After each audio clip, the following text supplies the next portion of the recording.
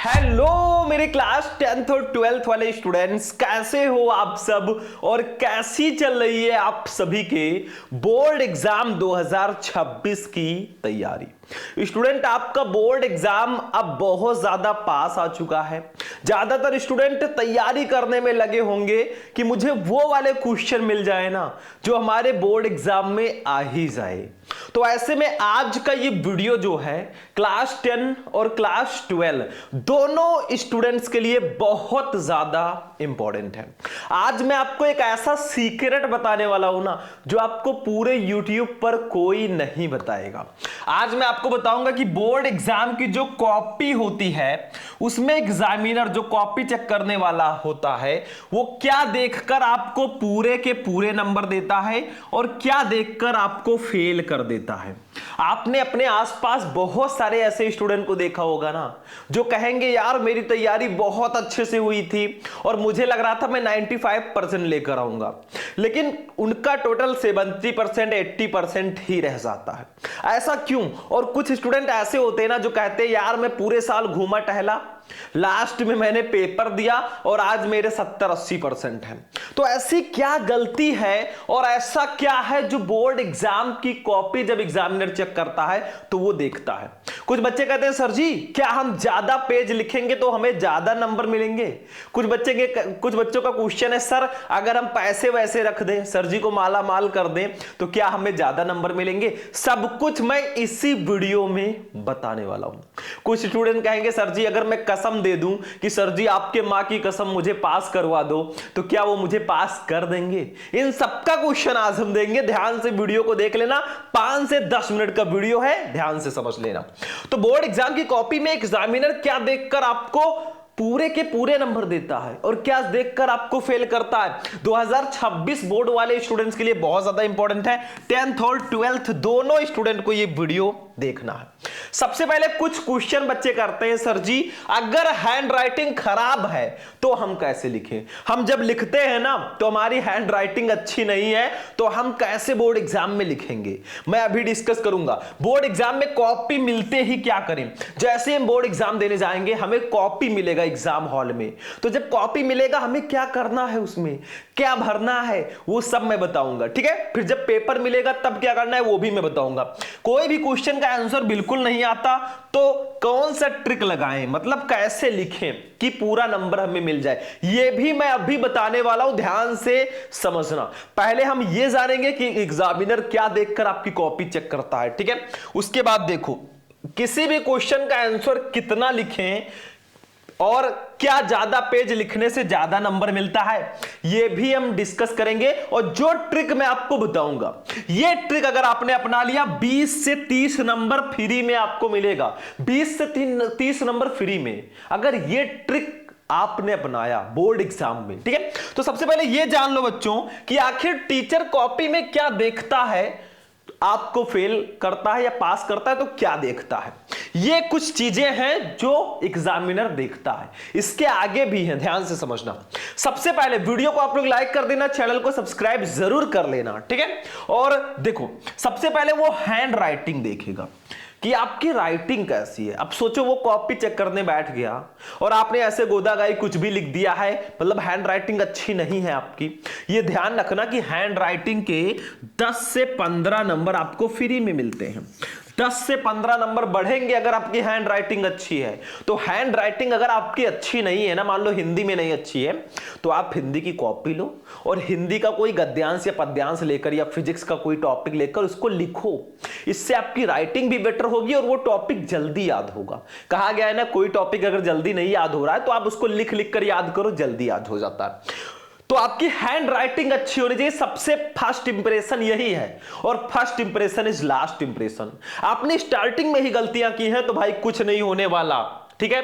और साथ में आपको स्टार्टिंग के पेजेस में काट पीट नहीं करना है।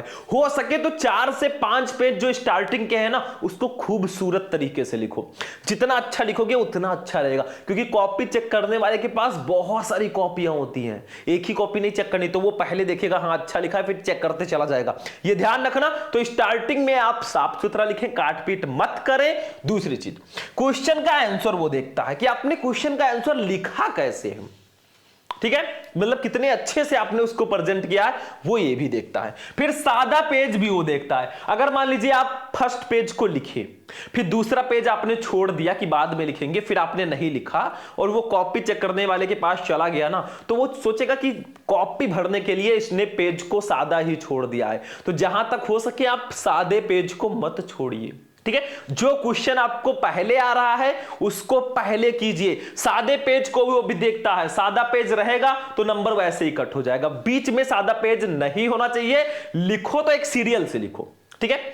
उसके बाद में क्वेश्चन नंबर ना लिखना। कुछ बच्चे प्रश्नोत्तर संख्या नहीं लिखते हैं और डायरेक्ट आंसर लिख देते हैं। भाई एग्जामिनर को कैसे पता चलेगा आपने कौन सा क्वेश्चन किया है?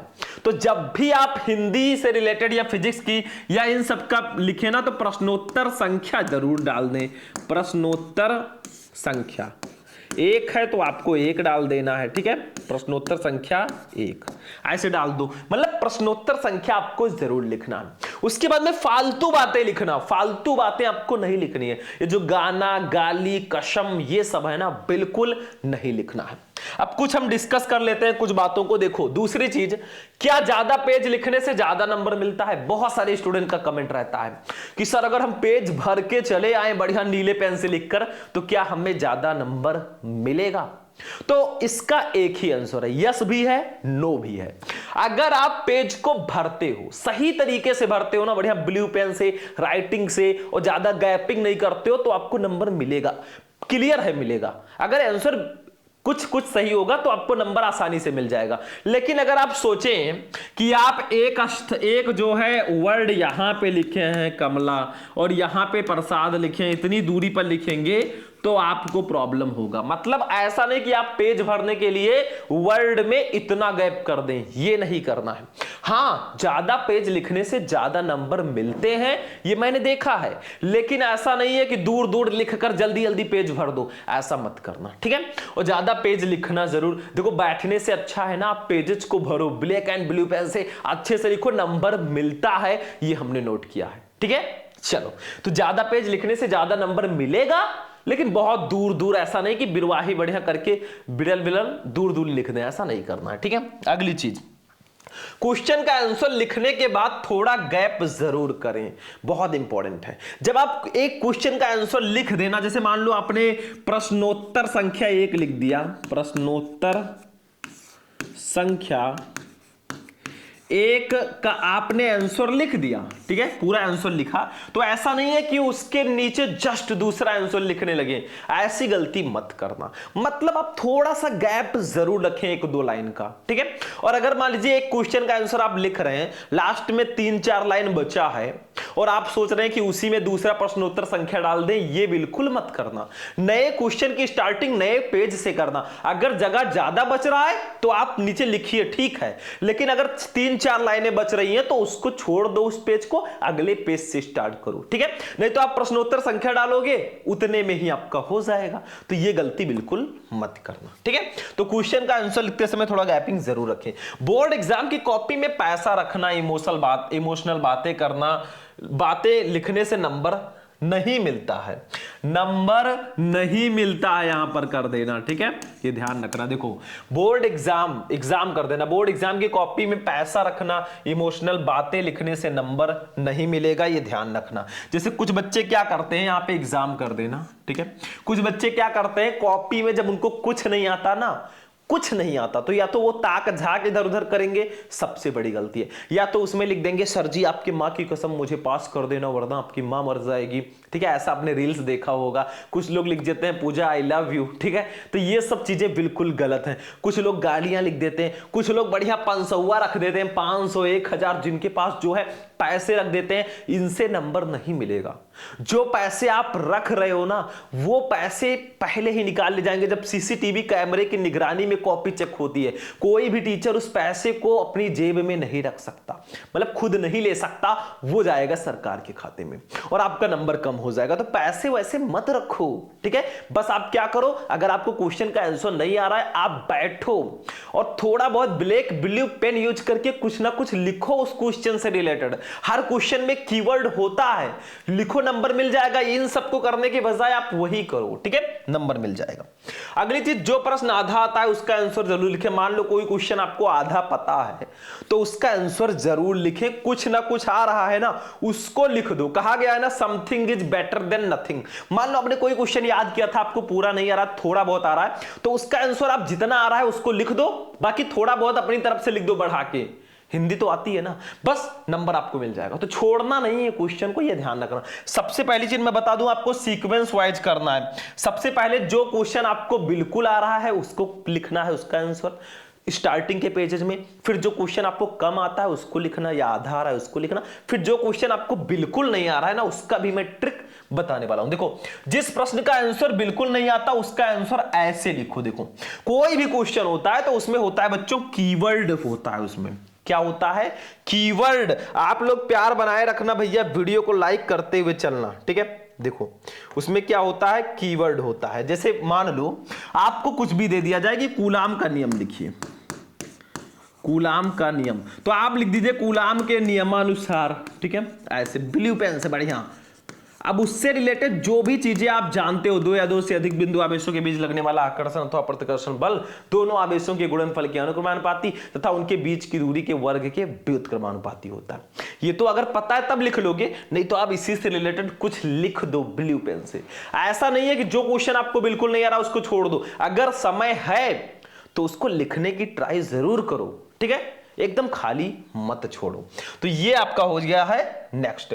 अब देखो, एक एडवाइस मैं आपको दे रहा हूं बच्चों कि अभी समय है, पढ़ लो, अभी आपके पास टाइम है, पढ़ लो। ये ट्रिक हर जगह और हमेशा काम नहीं करती, ये ट्रिक हमेशा काम नहीं करेंगे, ठीक है। आप अपनी पढ़ाई पर विश्वास रखो, पढ़ो, ट्रिक के भरोसे मत बैठो, स्टडी पर ध्यान दो।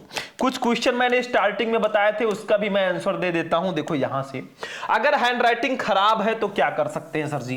देखो, हैंड राइटिंग खराब है, हिंदी में खराब है, तो आप हिंदी की कॉपी ले लो। आप किसी भी हिंदी वाले सब्जेक्ट, हिंदी से रिलेटेड सब्जेक्ट जैसे फिजिक्स, केमिस्ट्री, हिंदी, बायोलॉजी, इनका कोई क्वेश्चन ले लो, उसको हिंदी की कॉपी में लिखो। राइटिंग भी सुधरेगी, डेली एक पेज लिखोगे, राइटिंग भी सुधरेगी और आपका टॉपिक भी याद हो जाएगा। बोर्ड एग्जाम में कॉपी मिलते ही क्या करें? जैसे आपको बोर्ड एग्जाम में कॉपी मिले, ध्यान से समझो, जैसे आपको बोर्ड एग्जाम में कॉपी मिलेगा ना, आप पहले अपना रोल नंबर भर देना, सब कुछ पेपर कोड भर देना, जहां सेंटर गया वो सब भरने को डिटेल दिया जाएगा, वो भरना। फिर इसके लेकर आप लाइनिंग कर देना। आप एग्जाम देते जाते समय अपना एडमिट कार्ड जरूर लेकर जाना। ये सब ध्यान देने वाली बातें। हो सके तो आप कॉपी लिखते समय हर एक पेज में ऊपर रोल नंबर जरूर डालना। तो कॉपी मिले तो पहले डिटेल भरो, फिर लाइनिंग कर दो, फिर पेपर मिले सॉल्व करने बैठ जाओ। जैसे पेपर मिले 15 मिनट पढ़ो, सॉल्व करने लगो। कोई भी क्वेश्चन का आंसर बिल्कुल भी नहीं आता है तो ट्रिक से कैसे लिखें ताकि पूरा नंबर मिले, मैंने बताया। आप उसके कीवर्ड के अकॉर्डिंग जो भी आपको थोड़ा बहुत आ रहा है लिख दो, ठीक है। आगे तो नहीं है क्वेश्चन, किसी भी क्वेश्चन का आंसर कितना लिखें उतना ही लिखो जितना पूछा जाए। जैसे फिजिक्स में आते लघु उत्तरीय प्रश्न है तो थोड़ा छोटा लिखो, लघु उत्तरीय थोड़ा बड़ा, जिस नंबर का हो, जिस लेवल का हो, उसके अकॉर्डिंग आपको लिखना है। क्या ज्यादा पेज लिखने से ज्यादा नंबर मिलेगा? जी बिल्कुल, लेकिन तरीका सही होना चाहिए। इस ट्रिक से आपको मिल गए हैं अच्छे खासे नंबर। तो आज का वीडियो आपको कैसा लगा? मैंने आपको बताया एग्जामिनर कॉपी में क्या क्या देखता है। पहले वो आपकी हैंड राइटिंग देखेगा, स्टार्टिंग के पेजेस में आपने सही आंसर लिखा है कि नहीं लिखा है वो देखेगा, ठीक है। आपने गाना गाली कसम तो नहीं लिखा है, पैसा तो नहीं रखा है आपने, ये सब देखेगा। पेन आपने कौन सा यूज किया, सिर्फ ब्लैक एंड ब्लू पेन का ही यूज करना है। सारी चीजें पहले ही जान लो, मैंने कुछ डिटेल आपको दे दी। बाकी आज का वीडियो कैसा लगा? वीडियो पसंद आया होगा तो वीडियो को लाइक करना, चैनल पर नए हो तो चैनल को भी सब्सक्राइब कर लेना। तो हम चल रहे हैं भाई, फिर मिलेंगे किसी नेक्स्ट वीडियो में नेक्स्ट टॉपिक के साथ। तब तक के लिए जय हिंद।